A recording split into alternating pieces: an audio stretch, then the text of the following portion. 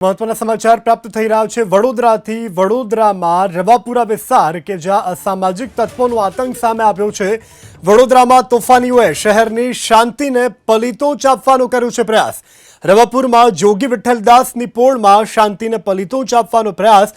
કેટલાક તોફાનીઓએ કાચની બોટલો અને પથ્થર ફેંક્યા। સ્થિતિ વણસે તે પહેલા જ પોલીસે સ્થળ ઉપર પહોંચી અને સ્થિતિ ઉપર કાબુ મેળવ્યો છે। હાલ સમગ્ર વિસ્તારમાં પોલીસે ચુસ્ત બંદોબસ્ત ગોઠવી દીધો છે। હજુ આ ઘટના અંગે પોલીસ જે છે તેણે ફરિયાદ નથી નોંધી સત્તાવાર રીતે। તો વડોદરાથી સમાચાર પ્રાપ્ત થઈ રહ્યા છે કે જ્યાં અમુક તત્વોએ કાચની બોટલો અને પથ્થર ફેંક્યા છે।